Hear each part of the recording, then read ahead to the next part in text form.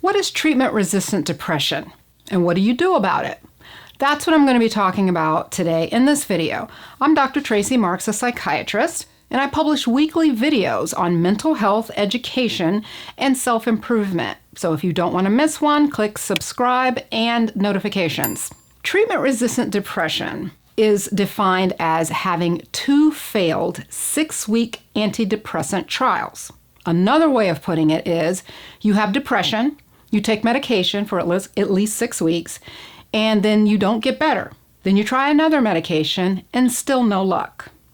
Now there's a couple of caveats here. When you take the medication, you need to take it at a minimally therapeutic dose for 6 weeks, and this is usually not the starting dose. For example, a minimally therapeutic dose for Zoloft for depression is 50 to 100 milligrams. The maximum is 200 milligrams. If you see a doctor and you're put on 25 milligrams and you stay there for 2 months and don't feel better, that's not a failed trial of that medication. The first step would be to increase to a minimum of 50, probably more likely 100 milligrams, and then make the final decision. In my own practice, I wouldn't consider 6 weeks at 50 milligrams a failure, but that's just me. Sometimes you're unable to increase the dose without getting a lot of side effects. So you may have noticed a tiny improvement with 50 milligrams, but then your doctor goes up to 100 and then you lose your sex drive or you get insomnia or something. If this is the case, you still haven't failed Zoloft.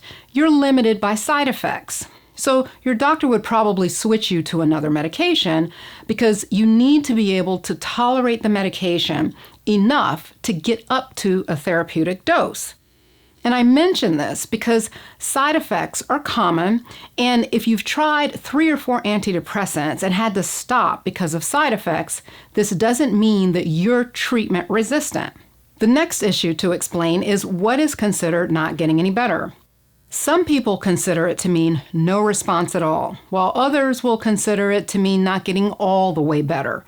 In my own practice, I call it treatment resistant when a person only gets partially better and then the part that's left over still makes them pretty dysfunctional. Like they may still have a hard time getting work done because they can't think very well, or they still have a lot of anxiety or periods of crying. So in this case, the person gets much better, and they're better than they were, but they still feel pretty bad. Why would you not get better? One of the first reasons or things to consider is that maybe your depression is really part of a bipolar illness. Bipolar depression and unipolar depression are 2 totally different entities. The symptoms look the same as far as the depression, but the illnesses that create the depression are different. I have a series on bipolar disorder that gives you more information on what it is and how it's different, and I'll put the link in the corner and you can check it out when we're done with this video. Also, I'll have the link in the description as well. It's thought that 40 to 60% of cases of treatment-resistant depression are really bipolar disorder. That's a pretty high percentage. So this is something for you and your doctor to ponder over as a possible reason that you're not getting better on the antidepressants. The other thing for your doctor to look at is possible medical issues that are interfering. Common medical issues that can make it harder for a depression to completely resolve are things like hypothyroidism, chronic pain, low testosterone, inflammatory illnesses, and sleep apnea. What do we do to help this situation? I'm going to discuss some medication and non-medication options. And this isn't going to be an exhaustive discussion because if I really went into the pros and the cons and the side effects of each drug, this video would be over an hour and too densely packed. So I'm just going to hit the highlights. The atypical antipsychotic medications have been the most studied to be shown to be useful. The atypical antipsychotics are medications like Abilify, Seroquel, Risperidone, Zyprexa, and others. And yes, these drugs are antipsychotics, but this class of medication is used for 3 main reasons: schizophrenia, bipolar, and treatment-resistant depression. The 4 drugs that are FDA approved for treatment-resistant depression are Abilify, Seroquel, Zyprexa, and Rexulti. Zyprexa is only approved, though, if it's combined with Prozac. Abilify and Rexulti are associated with less weight gain, which is good, but they cause what's called akathisia. It's a restlessness, and you may feel like your skin is crawling or you just can't sit still. Seroquel and Zyprexa don't have this akathisia problem, but they have more weight gain. And we're talking massive potential. I've seen upwards of 70 pounds of weight gain with Zyprexa. It's a great drug, though, and when it first came out, I used it quite a bit. You could even see help with anger management and anxiety, but and it just kind of take the edge off these things. But with the weight gain and things, it's the kind of thing that you don't just want to take lightly. You really only want to take it if you really need it. So that's Zyprexa. It is an older drug, Zyprexa, and so the newer ones like Abilify and Rexulti are associated with less weight gain, but you've got that restlessness problem. Risperidone is not FDA approved for treatment-resistant depression, but it has been shown in some research studies to have good results. So doctors will use it off-label for that reason. Off-label just means that the drug has not been FDA approved for that particular use.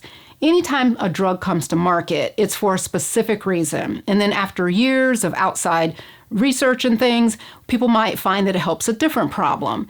And doctors will use it for that problem. But the FDA approval takes millions of dollars in drug company research to resubmit the drug for that purpose. And many companies just won't do that, especially if the drug is now generic, like Risperidone is. So being off-label doesn't mean that you can't use it for that reason. The next best studied option is lithium. We use lithium to treat bipolar disorder, but in this case, it's recommended for treatment-resistant depression. Lithium requires blood testing to make sure that you're in the therapeutic range for it. So this takes a little bit more work to keep up with. Also, lithium has some potential long-term effects on your kidneys and your thyroid. And 10 to 20% of people can become hypothyroid and need to take thyroid supplementation for that. But on the upside, though, lithium is very powerful when it comes to reducing suicide risk. A 2016 study showed that lithium reduced the risk of suicide 5-fold for unipolar depression and 6-fold for bipolar depression. Another suggested agent is thyroid hormone, particularly T3 agents like Cytomel. Thyroid hormone comes in two forms, T4 and T3, and that number refers to the number of iodine molecules attached to the main protein molecule.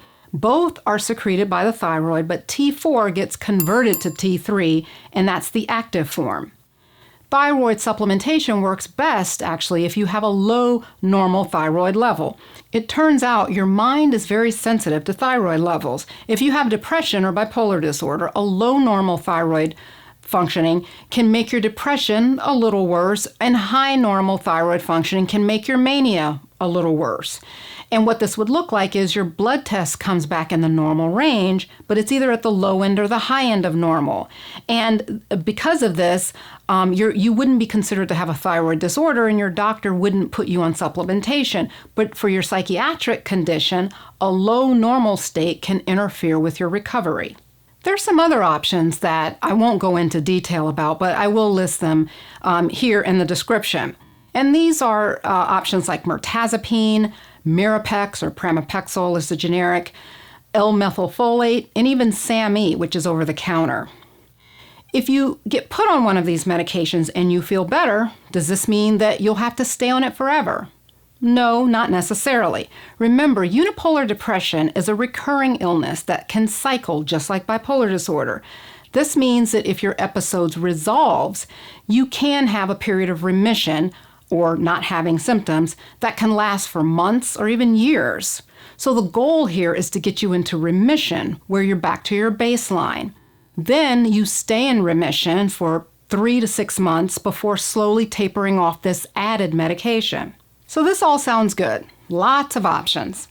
But what if you can't take any of these medicines because of side effects, or they don't even work for you? Here are 2 non-medication options.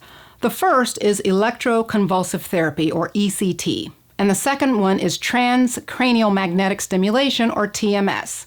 I have another video where I talk about these procedures in a little bit more detail, and I'll reference that in the corner. But here's my commentary on them. ECT is still the best treatment that we have next to clozapine, which is a very powerful antipsychotic medication with a bunch of side effects, so it's not used very frequently. ECT works by stimulating a seizure under general anesthesia, and I know that sounds extreme, but it works very well and can be used in people who can't take medications, maybe because of a medical reason. It's a series of treatments, and probably the biggest downside is memory problems. Because you have anesthesia and your brain gets stimulated, most people have trouble remembering things before and just after the treatment. But it doesn't keep you from learning new things or remembering new information. But there are some people that will say that they just don't feel as sharp as they used to after they get the treatment. TMS was developed to overcome this issue of memory loss, and it stimulates the brain using technology that's similar to an MRI. It doesn't work as well as ECT, and you need a whole lot more treatments to finish it, usually 5 days a week for 6 weeks, so that's a pretty big time commitment. That's treatment-resistant unipolar depression. If you have bipolar depression, some of the interventions are similar, and I talk about that in a video that I have on mixed mania.